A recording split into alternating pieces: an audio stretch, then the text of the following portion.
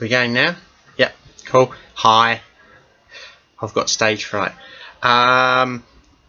So Bernie said it's time that I kind of checked in again, and that's probably about right. I should really do it more often. That's it. It's hot. It's horribly hot here in New Zealand. It's about 30 something degrees, and that's too hot for me. I'm an English rose. There is actually some relevance of it to the illness, and that's Bernice's illness, not me. I'm fine. Mainly. Apparently, my teeth are yellow. Oh, I should stop smoking. Hot, yes. Summer's not good. Summer and winter are not good at all for Bernice. I'm not sure about the winter thing. Certainly, the humidity makes the pain a lot worse for her, and obviously everybody's tired anyway, so she's just completely screwed in the summer. And in the winter, with all the bugs around, that's horrible too. Roll on spring and autumn. That's all I can say. We got through Christmas in the summer. Yay. Honestly, I think on compassionate grounds we should write to His Holiness the Pope or whoever it is and ask him to move Christmas to autumn or spring, because honestly, summer and winter suck when you've got ME in New Zealand, or you happen to be my wife. I'm not sure which and how it goes. It's a funny thing about all those symptoms. It affects different people in different ways.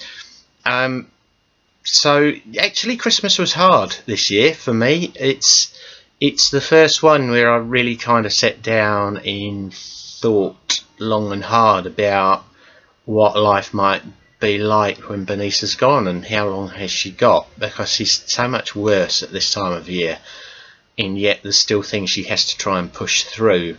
And when I say push through, even having people in the house for a few hours sitting in the bedroom chatting with her, whilst it's very uplifting for her and great for her mental state, is physically exhausting. Unless you suffer from ME or you look after someone who does, I cannot even begin to explain the toll that sort of stimulation takes. My father and stepmother came over from France to see us for Christmas. Perhaps for them that was sort of the first time they've seen this firsthand, and the deterioration since they left New Zealand a few years ago. And that probably was an eye-opener for them. Anyone who views this channel obviously gets to see it on a reasonably regular basis. So anyway, going back, I had a long think about that, and that was the first time for a long while where I sort of contemplated not just what's it going to be like, but what's it going to be like trying to get through all those firsts, those Christmases and New Year's, and the things that should be happy, joyous times, but with somebody missing, and we don't know when that will be. Have we got another one? Have we got another 4 or 5? We probably haven't got many more than 4 or 5. I wouldn't think. Not looking at the statistics around ME and is it morbidity or something like that. And even if we have, what kind of quality of existence would that be for Bernice? I've got honestly so many things going through my head, many of which are kind of brought to the forefront because here in New Zealand we got a relatively new government came in a few months ago, and they do seem to be perfectly honest a little more kind of pro social, pro people than the last mob. And hopefully they can be a bit better organised at doing things rather than being very well organised at not doing things and trying to make it look like they do things, which is what a lot of political parties do. So there's things coming up which are quite pertinent to ME sufferers, although you wouldn't initially think so. Like there's an end of life bill to do with euthanasia, and for an ME sufferer, they may want to decide that there is a point where life becomes almost meaningless. I mean, to exist in a state where any stimulation causes you pain and severe suffering, there aren't any loved ones around who would want you to hang on for that. and that would actually be worse as a caregiver to deal with, I think, than the actual loss. To know that somebody you love so much is suffering so much is, it's bad enough now, but when it gets to that stage, you kind of wonder, how the hell am I going to cope with that? Honestly, I don't know. I know I'll find it. I will find the reserves to do that, and it will take its toll. I'm not stupid about that. I have a great deal of support around me, but that will still be difficult. So I'm prepared for that. What I'm not really prepared for is, and you can't, is the loss afterwards. It's just going to leave a big hole, and it's going to hurt. It's going to hurt a lot more than anything I've ever felt before. And just seeing my kids deal with that, the big ones and the little ones, I don't have words. I probably won't go on about that too much longer. I don't need to. So end of life bill, something that's coming up that plays into these things a lot. I hear and see so much about people who suffer from the more severe forms of this illness taking their own lives. A lot more so when they hear partners who simply couldn't cope with it and have then left. And there are other things that surround that, but eventually you must get to a point as an ME sufferer where you go, honestly, I just can't do this anymore, and nor should I. So that's one thing. Another thing that came up, with this new government is there's a sort of with urgency push through of some sort of decriminalisation of medical marijuana.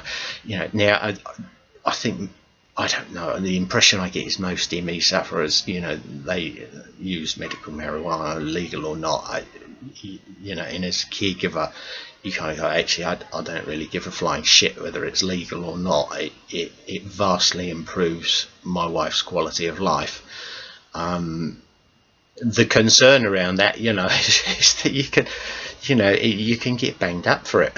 So that's a crazy state of affairs. It's just wrong, and even more so is the fact that if you want to get some, certainly in New Zealand, then actually you're required to pass your funding on to the criminal fraternity. So that's all a bit fucked up, really, isn't it? Did you just swear? I'm afraid I did, but that's just to indicate the strength of just how ridiculous it all is. It's crazy. I mean, honestly, it's beyond daft, isn't it? It's right up there with Noddy in Toy Town. So anyway, there's this thing coming through, but sadly, not sadly, great for the people it covers. It's going to be for people who are diagnosed by their doctors as terminally ill and right at the end of their life or something. Well, how long is that for an ME sufferer? And given that an ME sufferer quite often, in many things I've read, is experiencing symptoms far worse than people in kind of stage 3 renal cancer and stuff like that, on an ongoing basis, and will be so for the numerous years to come, perhaps, how does that hang together? The whole answer to all this, of course, is that there's so little known about ME, and it's not in the public eye so much. Probably has become more so in the United States. They're a lot more open-minded about that now, and they're doing proper research. The UK are still kind of getting over themselves with this whole fiasco with the PACE trials, and if you don't know what they are, you should probably look it up, because if you want to see public service level corruption in action, the UK is definitely the place to go in ME circles. You're putting people who are involved with the insurance industry, who have a kind of need to keep ME as a psychological condition so they don't have to pay out, and you've got those people actually advising and working on your trials and tests of things. It's all a bit crooked, really, isn't it, and bent as a 9-bob bit. But then that's why I came here to New Zealand. It's actually one of the reasons, apart from the fact that it's beautiful here, and I wanted to set up a family, and I wasn't going to do that in London. So you've got, anyway, this medical thing. I digress as usual. I could go on for hours, but we can't afford to let these videos run that long overnight. I need to do my gaming. I'll be honest. So this medical marijuana thing, but it's being run through really quickly, and it's kind of what the government can get away with in the current climate, and you kind of hope that something a bit more fulsome might come out, a bit more well thought out might come out at some point in the future. As I mentioned, the reason that I bring that sort of stuff up is. And the problems around it is the fact that it's also in the dark. People don't know about it. So I took it upon myself to write a funky little email. There are organisations in New Zealand who do push this. I don't know how much traction they get or not, and I don't mean to offend anyone at all around that, but I just sort of decided today that we've got a decent government who might actually listen. So I'll write them an email, and so here we go. Anyway, I'll read this out, and the reason for doing this is I'm going to report back in a little while and sort of say, what have I got. So this was to who did we send it? Who did I even send it to? I sent it to our Minister of Health and our Minister of Ministry for Social Development and the Minister of something called ACC. Now, just for the overseas viewers, this is actually quite pertinent, the ACC bit. See, in most countries, if you suffer from post-traumatic stress disorder or whatever else because you've been treated like garbage by the medical fraternity, you don't get much comeback. Here in ACC, we have this wonderful thing called the Accident Compensation Corporation. And they also pay out for things like trauma received because the police re-victimised you when you were complaining about a historical sex complaint and things like that. And so they'll pay out for the trauma around that. It's not a lot, but it's certainly something. So it's quite relevant in New Zealand that people have been treated poorly by the medical establishment here and suffer an enormous amount of stress on top of their illness, have actually potentially got somewhere to go. So I included ACC in here because there might be a cost implication for them in the future when more is known about ME and just how badly people with ME are treated. And that's, I guess, how you get heard by the political establishment is that, well, actually it might cost you more in the future if you don't do something now than spending a little bit now to actually have a look at just how bad this thing is. So anyway, here we go. I tried to copy in the various departmental heads of the departments that the ministers run and the people that report to those ministers, but as you'll hear from my email, proves a little tricky in New Zealand. We're not quite up with the 8 ball in terms of sort of 21st century communications here. Even if we were, I'm not entirely sure that our own sort of communications network would handle it. That's a different topic. So good afternoon, ministers. I bring to your attention the attached article, which is from The Independent in the UK, and it's about the film Unrest, regarding the chronic health condition Myalgic Encephalomyelitis. Yay, I got it right. As awareness around the world of this disease increases, it is only a matter of time before New Zealand will need to drastically improve its services provided to the population suffering from this debilitating disease. Note the word disease because it's a disease, it's not a psychological condition. I attach a link to the article. It more fully summarises the enormous challenges any sufferers face than I have words to describe. From a personal angle, I left a well-paying job at corrections after many years' service to look after my bedridden wife. That was 2 years ago. We received little in support beyond a disability allowance and associated benefits. In fact, type myalgic encephalomyelitis into the Ministry of Health website and you will find no results. Admittedly, given the Ministry of Health website still lists the previous incumbent as its current Director General of Health, that is perhaps unsurprising. I would have liked to include the Ministry of Social Development in this communication. Sadly, an email address is not provided in the Contact Us section of their website. There is an online form to complete, but that's a little difficult to copy other required parties into the same email. You can see what we're dealing with in New Zealand. You know, the public service don't actually like us to contact them. You know, they might have to spend some money sorting it out. As a result of these communication difficulties, I apologise, but I haven't wasted any more time attempting to find the CEO of the Accident Compensation Corporation. I believe ACC should be made aware of the attach due to a significant future liability for the way ME sufferers have been treated in New Zealand.